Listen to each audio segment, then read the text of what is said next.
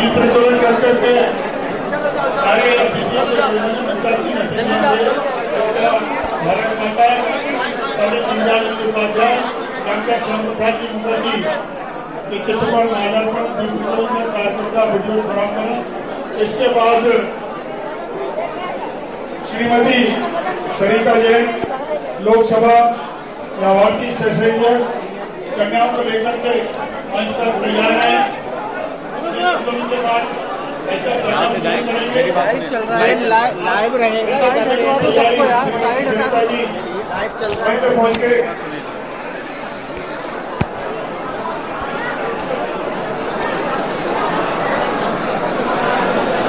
आज के हमारे इस कार्यक्रम में जो विभिन्न सामाजिक संगठन और प्रबुद्ध जन आमंत्रित हैं, उनमें पंचतत्व सेवा समिति, अधिवक्ता संघ, भाजपा सृष्टि सेवा समिति, डॉक्टर एसोसिएशन, इंजीनियर एसोसिएशन, साहित्यकार संघ, राष्ट्रीय कवि संगम, चेतना समिति, नागरिक सेवा समिति, रावण मंडल ट्रस्ट, मानव अधिकार संगठन, private school association, Lions Club, Rotary Club, सम्मानीय पत्रकार संघ, सावित्री महिला मंडल, एनआरबी क्लब, कराओ के मेडिकल ग्रुप, पूर्व सैनिक संगठन, सनातन धर्म सेवा समिति, कांवड़ यात्रा संघ, पतंजलि योग समिति, पतंजलि किसान सेवा समिति, संस्कृत भारती, जनपद पंचायत, नगर पालिका, आर्य समाज, गायत्री परिवार, सहकार भारती, नागरिक परिवार, सहकारिता संघ, चेतना सत्यनारायण सेवा समिति, हिंदू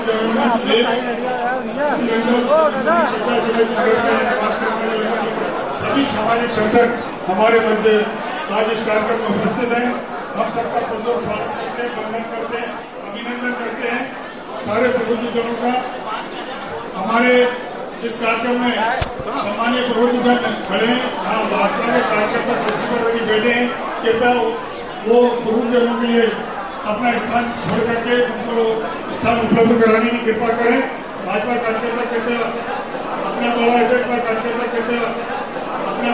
करके प्रबुद्धजनों के लिए कुर्सी उपलब्ध कराने की कृपा करें।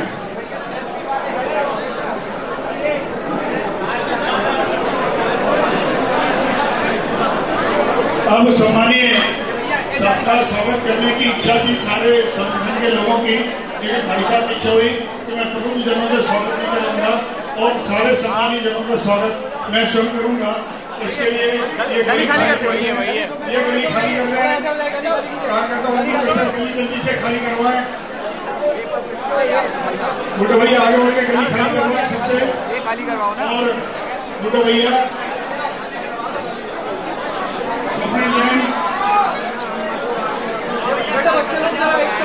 और मंत्री जी ये गली खाली कर दें। मनीष जी जरा पीछे तक। सम्मानित भाई साहब, आप सबका सम्मान करने के लिए आप सबके पास पधार रहे हैं।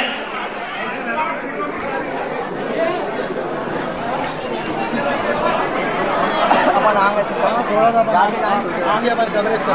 मनीष जी थोड़े से पीछे ही रहना, जरा कवरेज करने के लिए। एक ट्रॉली आगे करो, एक ट्रॉली पीछे करो, एक करते हो।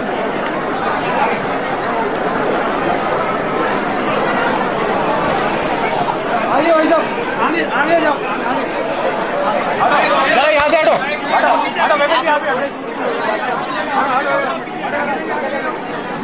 हो जाओ। आगे निकल लो।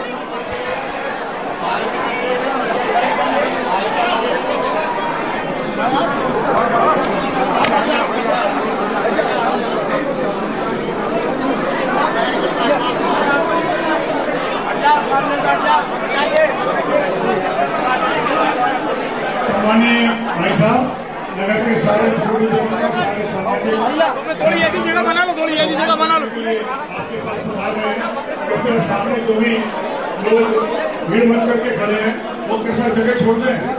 आपसे निवेदन है, कृपया जगह छोड़ दें।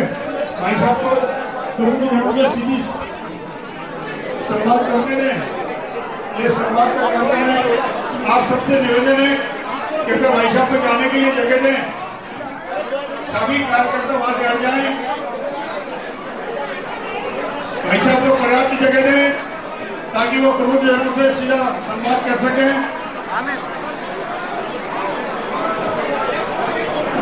आपका स्वागत करने की जो इच्छा थी, उस इच्छा का सम्मान करते हुए भाई साहब ने स्वयं मन बनाया कि मैं विरोधी जनों से सम्मान नहीं कराऊंगा और उनका सम्मान मैं स्वयं जाकर के नीचे जाकर के करूंगा। भाई साहब आपके पास पधार रहे हैं, कृपया जगह दे दें।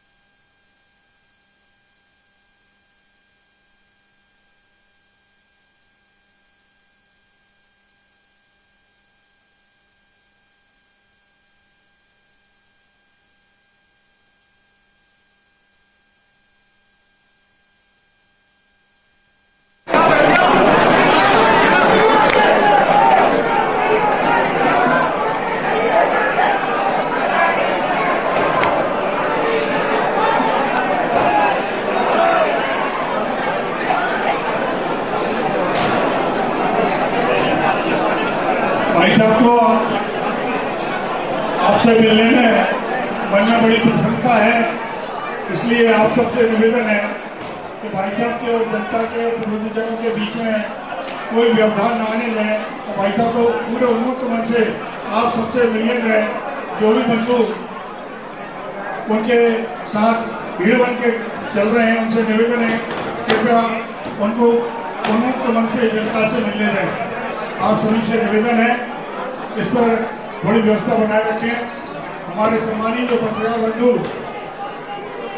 इस कार्यक्रम का कवरेज करने के लिए भोपाल और दिल्ली से पधारे हैं, आप सबसे निवेदन है उनके लिए भी सम्मान पूर्वक स्थान उपलब्ध कराएं। वो हमारे अतिथि हैं, उन्हें पर्याप्त समय दे दें, पर्याप्त जगह दे दें। जो भी कार्यकर्ता वहां बैठे हैं,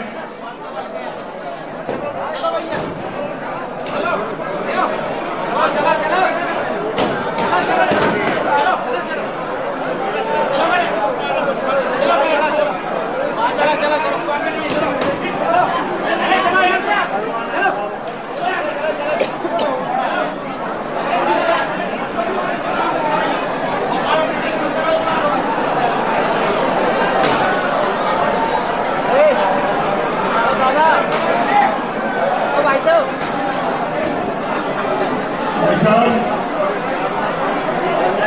आप सबके पास प्रत्यक्ष आपका सम्मान करने के लिए आ रहे हैं। उनके इसमें व्यवधान न बनने दें। ट्राइपॉड दे नहीं रहे, हम सब ट्राइपॉड दे नहीं रहे। हमारे परिवार के लोग हैं, मोदी जी के परिवार के लोग हैं, उनकी गरिमा को हमें बनाए रखना है। आप सबसे निवेदन है, भाई साहब वापिस आ रहे हैं, आप जगह दे दें। भाई साहब वापिस आ रहे हैं, आप जगह देने की कृपा करें। दिल्ली में से भाई साहब को जगह देने की कृपा करें।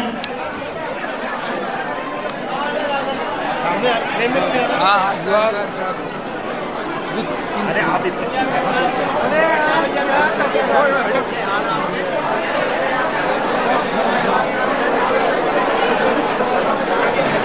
भाई साहब को 2 माला उपलब्ध करा दें।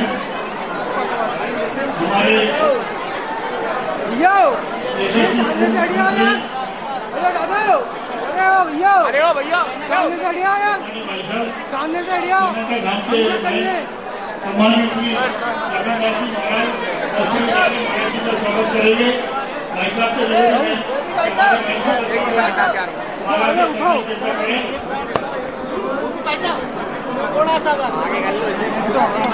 ये जो लोग पत्रकारों के स्थान पर बैठे हैं, कृपया वो स्थान खाली कर दें।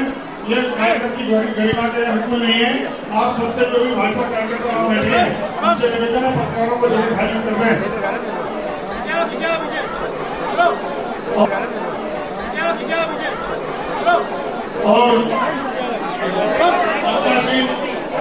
हमारे पार्टी के जितने भी सम्मानित विधायक जी, जिलाध्यक्ष जी, मैं निकल जाता हूँ। नगरपालिका अध्यक्ष जी, जनपद अध्यक्ष जी, पूर्व विधायक जी सहित सभी जनप्रतिनिधिगण और भाजपा के समस्त पदाधिकारीगण के साथ नगर मंडल के अध्यक्ष सौमिन जी, कांग्रेस कमेटी के शर्मा जी एक माला से भाईसाहब का स्वागत करेंगे। सभी जनप्रतिनिधि एक माला से भाईसाहब का स्वागत करेंगे और इस स्वागत में श्री प्रजेश जी दादी और राजेश जी दादी जो इस गार्डन के मालिक हैं, उनसे भी आकर जिनका हमें सहयोग हमेशा मिलता रहता है, वो भी भाईसाहब का एक माला से स्वागत करें। सभी लोग स्वागत के लिए बता सभी बंधुओं से निवेदन है कि पत्रकारों के लिए जो जगह आरक्षित है उसे खाली कर दें। हमारे बाहर के पत्रकार मेहमान भी आए हुए हैं और स्थानीय पत्रकार हैं, तो आप स्वयं समझदार हैं। आप लोगों के लिए वहां बैठे ये जगह खाली करके बंधुओं से निवेदन है कि हमारे कैमरे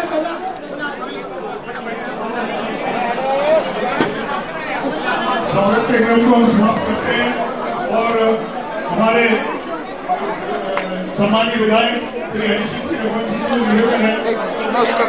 मैं संभाल लूँ, टेन संभाल लूँ। हटो तो मैं आगे निकल भाई भारत माता की, भारत माता की। माननीय भाइयों बहनों, मैं चाह रहा हूँ कृपया शांति धारण करें। आप बताओ कार्यक्रम अच्छा होना भैया सर भैया अच्छा कार्य करते हुए कृपया शांति बनाए रखें। जरूर अरे हम ठीक करें नहीं तो कृपया शांति बनाए रखें, है ना। और टाइम बहुत ज्यादा हो गया। मैं तो भाई साहब का केवल तालियों में स्वागत करवाना चाहता हूँ। आपका भाई साहब 18 वर्ष बाद फिर लोग हमारे सामने आए धनजन के लाल नेता। अरे नितिन भैया भाई लाइट बंद कर दो यार। एक बार जोरदार तालियां बजाकर स्वागत करें।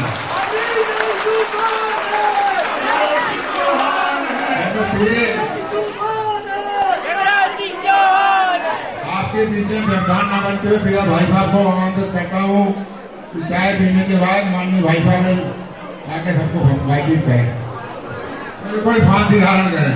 श्री राकेश जी यादव हमारे सम्मानित विधायक जी हैं, वो भी अपना उल्लेखन संक्षिप्त करता है। बोले भारत माता की। सम्मानित भाई साहब हमारे प्रत्याशी बने हैं, एक बार जोरदार तालियों से माननीय शिवराज जी को हम विश्वास दिलाएं कि सर्वाधिक वोटों से जिताकर 8 विधानसभाओं में हम गंजवासला विधानसभा सर्वाधिक वोटों से जिताकर भेजेंगे। इस अवसर पर हमको भाभी जी का भी आशीर्वाद प्राप्त हो रहा है, उनका भी मैं हार्दिक स्वागत करता हूँ, धन्यवाद करता हूँ।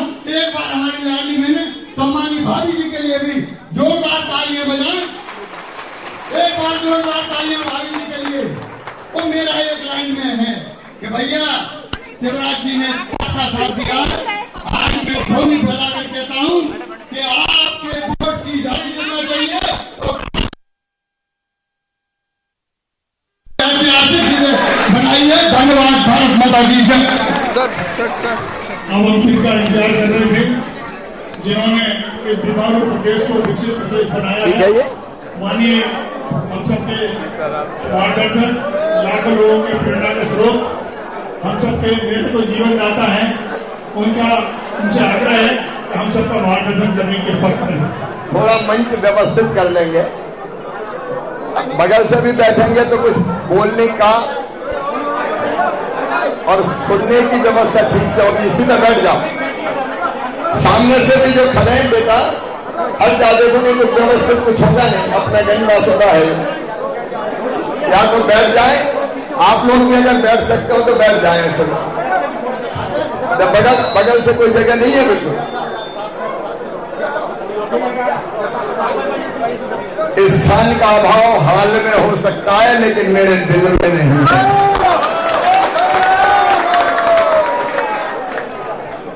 मैं देख रहा हूं कि बड़ी असुविधा में हमारे भाई बहन खड़े हैं। भांजे भांजियों का उत्साह भी जबरदस्त है और इसलिए बाद में करते हैं। जैसी व्यवस्था बैठने की होनी थी वैसी नहीं हो पाई। शायद बाहर टेंट लगा देते तो ज्यादा अच्छा होता, लेकिन कार्यक्रम तो बुद्धिजीवियों का था, लेकिन सभी आ गए। ये मेरे लिए अत्यंत सौभाग्य की बात है। मैं दोनों हाथ जोड़ के और सिर झुकाकर सबको प्रणाम करता हूं। यहां उपस्थित हमारे संयोजक रामपाल सिंह जी, हमारे लोकप्रिय विधायक आदरणीय हरि सिंह रघुवंशी जी, आत्मनो मोक्षार्थ जगत हिताय चा, आत्मा का मोक्ष और जगत के हित के लिए जिनने देह धारण किया। अभी मैं बात नहीं भाई, मेरे भाई लड़ो मत। देखो मेरे बेटा, कार्यक्रम मत बिगाड़ो। देखो मेरी बात हो जाए तो रे, बहुत दिनों के बाद ऐसा मौका मिला। इच्छा हो रही कि सबको दोनों बाहें फैला से गले से लगा। हमारे संतजन सीताराम यादव जी हमारे प्रभारी। जब सीताराम जी आप खड़े हो जाओ। ये लोकसभा क्षेत्र के लिए भारतीय जनता पार्टी की तरफ से प्रभारी नियुक्त हुए हैं। हमारी नगर पालिका के अध्यक्ष शशि भाभी, हमारे जनपद अध्यक्ष नीतू जी, नाम याद हो गया हमारी बहन लीना जी पूर्व विधायक। अब आगे की पंक्ति के नाम होगा, पीछे वालों को प्रणाम, क्योंकि नीचे वाले भी कम महत्वपूर्ण नहीं है। हमारे कांति भाई जी जैसे समाज सेवी यहां बैठे, पंचतत्व समिति के लोग यहां बैठे हैं, सार्वजनिक भोजनालय समिति के समाज सेवी बैठे हैं, अलग अलग संस्थाओं के मेरे प्रिय भाई और बहन पधारे हैं। मैं सचमुच में, हमारे यहाँ कहा है सिया राममय, सब में सिया राम है, तो मैं भी कर रहा हूं प्रणाम जोर जुग पानी। आप सबके अंतरात्मा में बैठे परमात्मा को प्रणाम करता हूं। देखिए, सृष्टि के कण कण में भगवान विराजमान है। हर एक आत्मा परमात्मा का अंश है। हर एक घट में बस वो ही समाया हुआ है। अब जब सब में वो ही है तो भाई भाव कैसा? हम सब एक चेतना के अंग हैं। मैं जब जगह जगह जाता हूं, लोग मुझे गले लगाते हैं, मैं लोगों को गले लगाता हूं। आज बासोदा में तो ऐसा गला लगाया मुझे कि हड्डियां चटक गई मेरी। भांजे दौड़े मामा। अब मामा तो थोड़ा दुबला पतला ही है, लेकिन ये प्यार अद्भुत है। और ये मैं क्यों करता हूं? इसलिए कि मैं सब में ही परमात्मा के दर्शन करता हूं। जनता की सेवा ही भगवान की पूजा है। ये जीवित जागृत देवता है। स्वामी विवेकानंद जी ने भी कहा था कि जीवित जागृत देवता, ये साक्षात जनता, यही तो असली परमात्मा है। इसकी सेवा कर लो, भगवान की पूजा अपने आप हो जाएगी, अपने आप हो जाएगी। और इसलिए अगर मैं किसी बेटा बेटी के चेहरे पर मुस्कुराहट ला पाता हूं तो मुझे लगता है भगवान की सेवा हो गई, पूजा हो गई। अगर मेरी बहनों के चेहरे पर भाई को देख के मुस्कुराहट आ जाती है तो मैं ये मानता हूं कि देवी मां की पूजा हो गई। मेरे लिए हर स्त्री देवी की मूर्ति है और हर बेटी मेरे लिए देवी है। दुर्गा सप्तशती में कहा हर स्त्री देवी की मूर्तियां हैं। तो मेरी बहनों, मेरे लिए दुर्गा, लक्ष्मी और सरस्वती का स्वरूप तुम ही हो। मैं तुम्हें बार बार प्रणाम करता हूं। देखो मेरा जीवन, आज बहुत दिनों बाद गंजबासोदा ऐसा मिलने का मौका मिला है। 18 साल में थोड़ी दूरी बढ़ गई थी।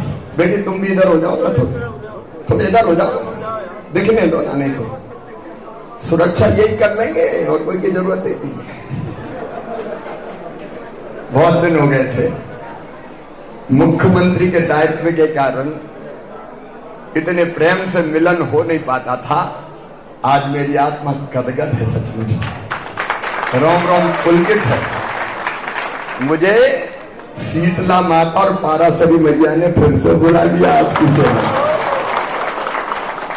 और जिनके साथ सेल्फी नहीं हो पाई चिंता मत करना, अब कई भांजे भांजी कह रहे मामा सेल्फी सेल्फी। अरे अब तो 5 साल तुम्हारे बीच में रहूंगा, काहे को चिंता करते। खूब सेल्फी खिंचवाएंगे, खूब सेल्फी खिंचवाएंगे, बेहतर काम करने की कोशिश करेंगे। लेकिन मुझे आज पत्रकार मित्रों ने पूछा कि मुख्यमंत्री बनने के बाद इतने साल मुख्यमंत्री रहे और अब आप फिर सांसद का चुनाव लड़ रहे हैं, आपको कैसा लग रहा है? तो देखो, जीवन मेरा एक मिशन है और जीवन का उद्देश्य है, हेलो, जीवन मेरा मिशन है। जरा ध्यान से सुनना, जीवन मेरा मिशन है। मिशन है देश की सेवा का और जनता की सेवा का, और इसलिए मैं काम कर रहा हूं राजनीति में, लोगों की सेवा करनी है, अपने प्राणों से प्यारे भारत की भी सेवा। क्यों?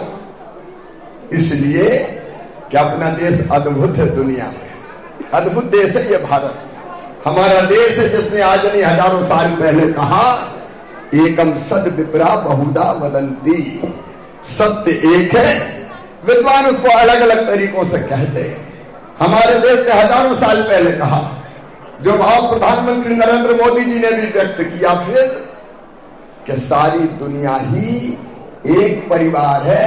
अयम निजम परा वेत्ति गणना लघु चेत साम उदार चरिता नाम तो वसुधैव कुटुंबकम। ये मेरा है, ये तेरा है।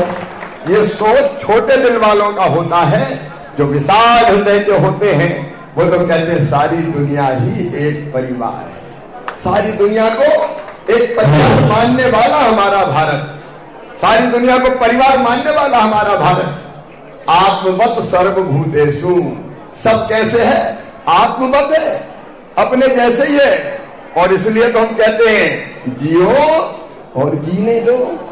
ये भारत का ही संदेश है दुनिया को, तुम भी जियो, लोगों को जीने दो। और इसलिए हमारी धरती कहती है धर्म की अधर्म का, प्राणियों में सद्भावना हो, केवल मनुष्य मात्र में नहीं, प्राणियों में सद्भावना हो। और इसलिए तो हम पानी पक्षियों को पीने के लिए बर्तन रखते हैं, चिड़ियों को भी दाना चुगाते हैं। अपने यहाँ प्राचीन परंपरा थी, रोटी के भी 5 हिस्सा करते थे, चींटी का भी, कुत्ता का भी, कौआ का भी और गौ माता का भी। ये क्या है? प्राणियों में सद्भावना। और विश्व का, इसी धरती ने कहा कि विश्व का कल्याण। तो मेरे जैसा भारतीय संस्कृति का पुजारी इसलिए काम करता है कि मैं इन कामों को ठीक से कर सकूं और मानव जीवन को सफल और सार्थक कर सकूं।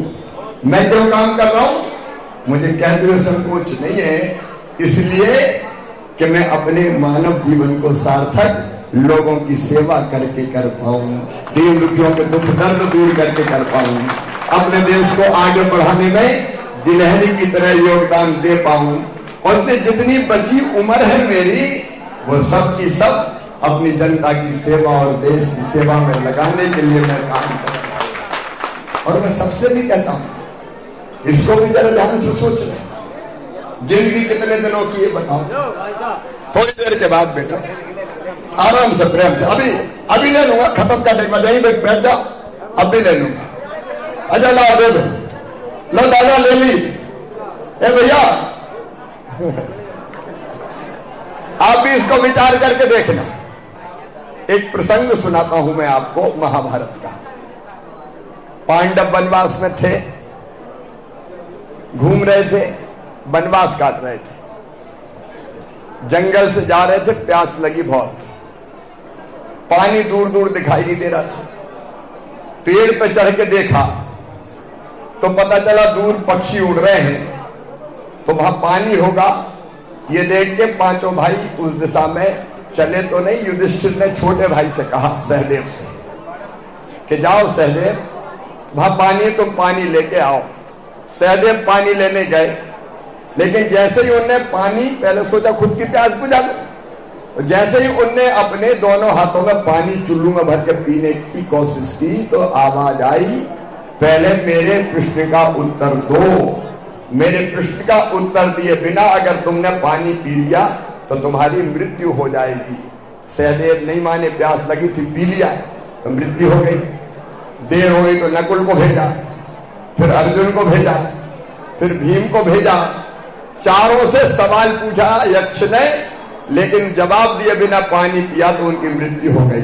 फिर युधिष्ठिर गए, देखा भाई मृत पड़े हुए हैं। मन में वेदना तो हुई लेकिन प्यास लगी थी, सोचा पानी तो पी लूं। पानी जैसे पीने को हुए तो फिर आवाज आई, मेरे प्रश्न का उत्तर दिए बिना पानी मत पीना। अगर पानी पी लिया तो तुम्हारे भाइयों की तरह तुम्हारी भी मृत्यु हो जाएगी। युधिष्ठिर रुक गए और पूछा, बताओ प्रश्न क्या है? तो प्रश्न कई पूछे, लेकिन उनमें से एक प्रश्न मैं आपको सुनाना चाहता हूं। यक्ष ने पूछा, बताओ दुनिया में सबसे बड़ा आश्चर्य क्या है?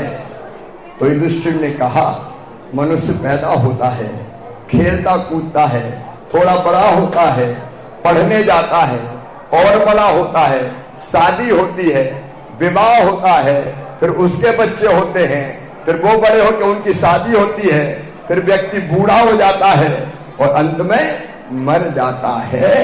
जो आया है उसको जाना है, ये निश्चित है। और सबको पता है कि मैं परमानेंट दुनिया में नहीं हूं। ये दुनिया मेरे लिए धर्मशाला है, जब तक वो चाहेगा नाच नचाएगा और जिस दिन चाहेगा डोर खींच लेगा। हम में से हर एक कितने दिन के लिए? 70 साल, 80 साल, 90 साल, ज्यादा से ज्यादा 100 साल। लेकिन इसके बाद भी युधिष्ठिर ने कहा कि व्यवहार ऐसे करते हैं जैसे परमानेंट इस दुनिया में रहना है। ये सबसे बड़ा आश्चर्य है। कितने दिन के लिए हम इस धरती में? अगर ये मृत्यु याद रहे तो कोई मनुष्य गलत काम ना करे। मैं हमेशा याद करता हूं कि शिवराज, एक दिन तुझे जाना है तो ऐसा करके जा कि तेरा जीवन धन्य हो जाए, सफल और सार्थक हो जाए। और जो काम मुझे दिया गया, पहले आप विधायक बनाया तो विधायक के नाते पैदल घूमा, फिर सांसद बना तो बासोदा की सड़कों पर सांसद बन के भी पैदल आया, साइकिल से भी आया, जो बेहतर हो सकता था करने की कोशिश की, और फिर मुख्यमंत्री बना दिया। तो मैंने मुख्यमंत्री के पद का भी ना तो कभी घमंड किया और ना कोई उसका उपभोग किया। मैंने तिल तिल करके 24 में से 18-18, 20-20 घंटे अपनी जनता की सेवा करने का काम किया। मेरे किसान भाइयों, 18% ब्याज का 0% अगर किया तो मैंने किसानों की तकलीफ और दर्द देख के किया। बोनस देना शुरू किया तो मैंने शुरू किया। मैं आज उपलब्धि नहीं गिना, मुझे उसका घमंड भी नहीं, क्योंकि सेवक को एहसान थोड़ी किया। तेरा तुझको अर्पण क्या लागे मेरा। लेकिन कोई भी हो, गरीब हो, किसान हो, मेरी बहनों, मैंने बचपन से अपने गांव में बेटियों के साथ भेद होते हुए देखा था। मां भी इच्छा करती थी, प्रार्थना करती थी, बेटा पैदा हो, बेटी पैदा नहीं हो जाए, क्योंकि बेटा है बुढ़ापे की लाठी का सहारा, कुल का दीपक। अब बुढ़ापे में कुल का दीपक निकलेगा कि लठ मारेगा, इसकी कोई गारंटी नहीं ले सकता। लेकिन एक गारंटी मैं ले सकता हूं कि बेटी की जब तक सांस चलेगी अपने माता पिता के लिए जिएगी, अपने भाई के लिए जिएगी। तो अभी इच्छा बेटे पैदा हो जाए। अब परिस्थितियां इतनी बिगड़ी कि जब मशीनें आ गई स्क्रीनिंग करने की कि कोख में कौन है, बेटा की बेटी, बेटा है तो आने दो और बेटी है तो कोख में ही मार दो। कोख को कत्ल खाना बनाने का पाप हुआ। और मैं जब देखता था ये तो मेरी आत्मा बचपन से रोती थी कि हे भगवान, ये अन्याय क्यों? एक ही मां की कोख से बेटा बेटी ने जन्म लिया, बेटे को लाड़ और दुलार और बेटियों को उपेक्षित करो। और तब मेरे मन में पैदा हुई लाडली लक्ष्मी योजना। मन में आया बेटी को बोझ नहीं रहने दूंगा।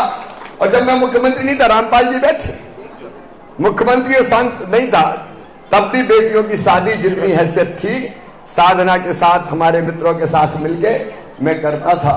और एक बार तो क्या हुआ, मैं एक गांव गया, खोआ बुधनी क्षेत्र का गांव, वहां जनता आई 3 बेटियों को लेके कि भैया सांसद जी, हाँ उस समय सांसद बन गया था, एक 6 महीना, एक 1.5 साल और एक 3 साल की। बोले इनकी माँ नहीं है, मर गई, अब पिता जेल में है, गरीब बेटी इनको कौन पाले।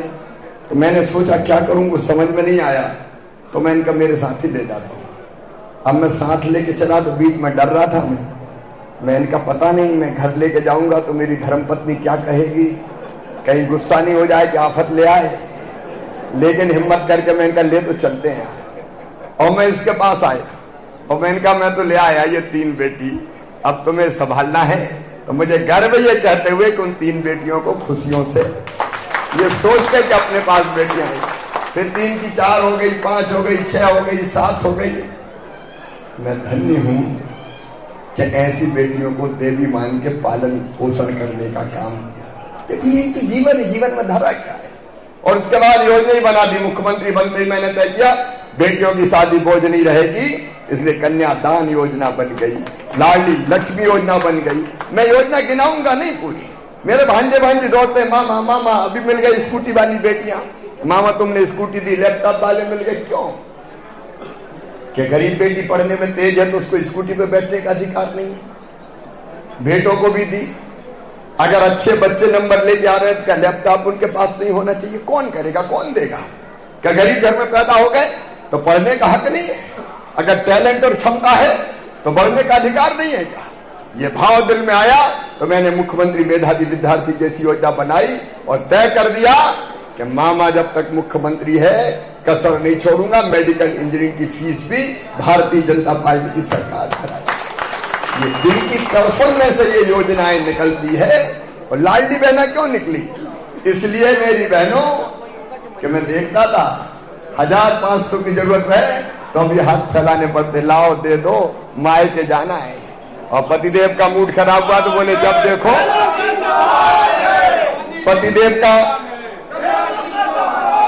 पतिदेव की इच्छा नहीं करी, जब देखो मांगती रहती, नहीं है मेरे पास, तो मुंह लटका के बैठ जाती थी। मैंने गांव में बहनों को देखा है, जब सासरे ससुराल जाती थी तो माँ और ननद के, माँ और भाभी के गले से लग लग कर रोती थी, अपनी तकलीफ व्यक्त करती थी।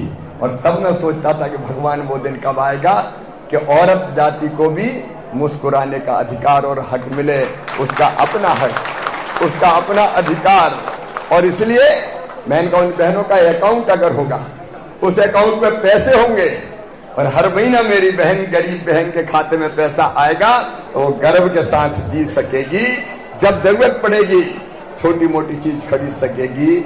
आधी आबादी को पूरा न्याय, ये लाडली बहना योजना का चमत्कार है। और मेरी बहनों, आज मैं राजनीतिक भाषण नहीं दे रहा, एक दृश्य और मेरी आंखों में, गांव में हम देखते थे हरी सिंह जी, बेटा बेटी को जन्म देना हो 2 दिन पहले तक काम करती थी मजदूरी, और जन्म देने के बाद 8 दिन नहीं होते थे, फटी साड़ी का टुकड़ा माथे पे बांधा और फिर बेटा बेटी को मेड़ पर धर के खेत की और मजदूरी करती थी। तब मेरी अंतर आत्मा रोती थी कि भगवान वो दिन कब आएगा कि बेटा बेटी को जन्म देने के बाद इस बहन को भी 2 महीना आराम करने का मौका मिल जाए। और तब योजना बनी, बेटा बेटी के जन्म के पहले 4000 और जन्म के बाद 12000 गरीब बहना को देने का काम करेंगे, ताकि ढंग से वो आराम कर सके। तो ये योजना क्यों निकलती है? अगर तड़प सीने में होती है तब ऐसी योजनाएं निकलती है। लेकिन मैं ये कह रहा था, मुझे मुख्यमंत्री का काम दिया, मैंने दिनों रात मुख्यमंत्री का काम किया। देखिए, मेरे लिए भारतीय जनता पार्टी राष्ट्रीय पुनर्निर्माण का मिशन है। आपको काम करना है तो काम करने के लिए प्लेटफॉर्म चाहिए, मंच चाहिए। मैंने प्लेटफॉर्म और मंच चुना भारतीय जनता पार्टी, क्योंकि मैं ये मानता हूं कि देश में सर्वश्रेष्ठ पार्टी जो भारतीय संस्कृति, जीवन मूल्य, परंपरा और आदर्शों के अनुरूप चलती है, वो अकेली भारतीय जनता पार्टी है। इसलिए मैं भारतीय जनता पार्टी में आया, इसलिए भारतीय जनता पार्टी का कार्यकर्ता बना। और डॉक्टर श्यामा प्रसाद मुखर्जी, पंडित दीनदयाल उपाध्याय, इनके चरणों को प्रणाम करके काम करना शुरू किया। जिनने कहा था एक देश में दो निशान, दो विधान और दो प्रधान नहीं चलेंगे। पहले डॉक्टर साहब की और दीनदयाल जी की जोड़ी, फिर अटल जी की और अडवाणी जी की जोड़ी भारतीय जनता पार्टी को नई ऊंचाइयों पर ले गई। और अब प्रधानमंत्री श्रीमान नरेंद्र मोदी, अमित शाह जी और जेपी नड्डा जी की जोड़ी भारतीय जनता पार्टी को केवल आगे नहीं, पूरे हिंदुस्तान को आगे बढ़ाने का काम। मुझे गर्व है कहते हुए कि मैं बीजेपी के, क्योंकि मुझे काम करना तो प्लेटफॉर्म वो है बीजेपी। और आज गर्व है ये कहते हुए कि नरेंद्र मोदी जी युग पुरुष और युग दृष्टा प्रधानमंत्री साबित हुए हैं। दुनिया में वो सारे काम जो असंभव माने जाते थे देश में कि हो ही नहीं सकता, ये हो ही नहीं सकता। हम लोग गए अयोध्या के राम मंदिर वाले आंदोलन में, रामलला हम आएंगे, मंदिर भी बनाएंगे। लोगों को लगता था वैसे वैसे ही कह रहे हैं, कभी बनना तो है ही नहीं। लेकिन ये मोदी जी थे तो मुमकिन था। अयोध्या में भगवान श्री राम का दिव्य और भव्य मंदिर बन गया, प्राण प्रतिष्ठा की। कश्मीर से धारा 370 समाप्त हो गई, 3 तलाक जैसा कानून बन गया। कितने काम में, आज एक एक काम नहीं गिना रहा। और आज भारत दुनिया की 5वीं सबसे बड़ी अर्थव्यवस्था बन गया है और मोदी जी के तीसरे काल में दुनिया की तीसरी सबसे बड़ी अर्थव्यवस्था हम बन जाएंगे। जिन अंग्रेजों ने हम पे राज किया, उन अंग्रेजों को हमने पीछे छोड़ दिया, उनसे हम आगे निकल गए। तो भारत बढ़ रहा है मोदी जी के नेतृत्व में। एक वैभवशाली भारत, एक गौरवशाली भारत, एक संपन्न भारत, एक समृद्ध भारत, विकसित भारत के निर्माण के लिए नरेंद्र मोदी जी काम कर रहे हैं। बिना छुट्टी लिए दिनों रात काम कर रहे हैं और कई ऐतिहासिक काम किए हैं, कई ऐतिहासिक उपलब्धियां हैं। और इसलिए इस काम को ही आगे बढ़ाना है। भारत आगे बढ़ेगा, दुनिया की कोई ताकत रोक नहीं सकती। आज मेरे शब्द नोट कर लेना, पूरी दुनिया को दिशा दिखाएगा अपना भारत, विश्व गुरु बनेगा भारत। वो दिन आ गए, सच में वो दिन आ गए जब भौतिकता की अग्नि में दग्ध विश्व मानवता को शाश्वत शांति का दर्शन भारत कराएगा। इसलिए हम भारतीय जनता पार्टी के कार्यकर्ता मोदी जी के नेतृत्व में काम कर रहे हैं। और एक भरोसा मैं आपको दिलाना चाहता हूं कि ये बीजेपी ही है जो देश को मुकाम पर ले जाएगी उस और जनता का कल्याण करेगी। गरीबों के लिए, पिछड़ों के लिए, उद्योग के लिए, व्यापार के लिए, देश की भलाई के लिए सारे काम होंगे। इसलिए मैं भारतीय जनता पार्टी में हूं। अब जब आप किसी मिशन को स्वीकार करते हैं तो पार्टी तय करेगी आप कहां काम करोगे। पार्टी ने कहा विधायक तो विधायक, सांसद तो सांसद, मुख्यमंत्री तो मुख्यमंत्री, और फिर कहा कि अब सांसद तो फिर से सांसद। और उस रूप में जो भी काम करने का मौका मिलेगा उसको पूरी मेहनत और ईमानदारी से मैं जी और जान से करूंगा। और इसलिए अब तो मैं आपकी सेवा के लिए आ गया हूं। और याद रखना, विदिशा, गंजबासौदा, रायसेन संसदीय क्षेत्र को अब हिंदुस्तान का आदर्श संसदीय क्षेत्र आपके साथ मिलकर बनाएंगे। ये मंच की बैठी टीम और यहाँ के बुद्धिजीवी और विचारक, मैं उनसे कह रहा हूं, हम सब मिलकर काम करेंगे साथ। हमारा अच्छा वासोदा, विकसित वासोदा, जहां उद्योग और व्यापार बढ़े, जहां खेती ठीक हो, जहां नौजवानों को रोजगार मिले, जहां बहनों की जिंदगी में नया उजियारा आए, जहां मेरे बेटा बेटी ठीक से आगे बढ़ते जाए, ऐसे बासोदा, विदिशा, रायसेन, सांची, भोजपुर, बुधनी, इछावर, खातेगांव, सिलवानी को बनाने में मैं कोई कसर नहीं छोड़ूंगा। आपके साथ मिलकर काम करूंगा, मिलकर काम करेंगे। मैं नहीं, हम काम करेंगे, हम मिलकर, हम भाई बहन, बुद्धिजीवी, समाज सेवी सब मिलकर साथ में काम करेंगे। शिक्षा के लिए, बेहतर स्वास्थ्य के लिए, पर्यावरण के लिए, रोजगार के लिए। आज उल्लेख विस्तार से मैं नहीं कर रहा हूं, लेकिन सबके लिए बेहतर काम करेंगे। और बोलिए, आपको मुझ पर विश्वास है कि नहीं? पीछे तक बताओ, विश्वास है कि नहीं? देख, कांग्रेस अब दिशा नहीं दे सकती भाई। आप बताइए, कई उदाहरण देख लो। पूरा देश उल्लास में डूबा था। अयोध्या में राम मंदिर में भगवान राम लला विराजने वाले थे। सब खुश थे कि नहीं बताओ? अरे सब खुश थे कि नहीं? निमंत्रण कांग्रेस को भी दिया, सोनिया जी को भी दिया, खड़गे साहब को भी दिया, राहुल जी को भी दिया। अब बताओ, खुशी से पहुंच जाते वहां, क्या बिगड़ रहा था तुम्हारा? जाके बैठते, मीडिया तुम्हें भी दिखाता, ये भी आए ये भी आए। लेकिन कह लगे नहीं, हम नहीं जाएंगे, हम नहीं जाएंगे। अब बताओ, जाको प्रभु दारुण दुख देही, बाकी मति पहले हर ले। ये विनाश काले विपरीत बुद्धि है कि नहीं बताओ? अब कहीं छोड़ छोड़ के कांग्रेस चले आ रहे, पटौरी जी भी आ गए, यहां भी आ जाने वाले, काय को रहे कांग्रेस में, नीतू भी आ गए। क्या करेगी ऐसे कांग्रेस में जो राम का विरोध करते? क्या फायदा हमारे? ये छोड़ छोड़ के सब चले आ रहे हैं। और इसलिए राहुल गांधी जहां जहां जा रहे हैं, कांग्रेस का बंटाढार करते चले जा रहे हैं। एक बात बताऊं, और गांधी जी ने कहा था, आपको ध्यान होगा, गांधी जी ने कहा था कांग्रेस आजादी का आंदोलन है, आजादी प्राप्त हो गई, अब कांग्रेस को भंग कर दो, नए राजनीतिक दल बनना चाहिए। लेकिन नेहरू जी ने नहीं माना। उन्हें आजादी के लड़ाई का फायदा उठाने के लिए कांग्रेस बनाए रखी। नेहरू जी ने गांधी जी की बात नहीं मानी, लेकिन राहुल ने ठान के रखी है कि मैं गांधी जी की बात पूरा करूंगा, कांग्रेस को भंग करके ही रहूंगा पूरा। तो कांग्रेस तो उस रास्ता पे पहुंच गई, उम्मीदवार ही नहीं मिल रहे, ढूंढ रहा है रोज। वो कह रहे हैं फलाना लड़ ले तो मैं लड़ूंगा, दिग्विजय लड़े तो लड़ूंगा, नहीं तो मैं काय को लड़ूंगा, हालत हो गई। और इसलिए ये कांग्रेस देश का भला नहीं कर सकती। मेरे बहनों और भाइयों, अपना विधानसभा संसदीय क्षेत्र, अपना बासौदा बनाना है। इसलिए आइए सब मोदी जी के साथ चले, भारतीय जनता पार्टी के साथ चले। और मामा भी बुरा तो नहीं है,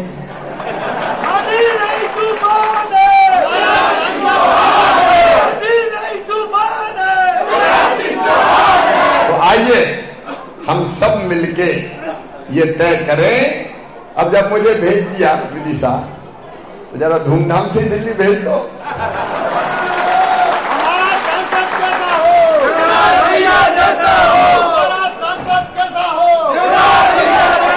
अच्छा, उम्मीदवार तो मैं हूं, लेकिन चुनाव कौन लड़ेंगे ये बताओ?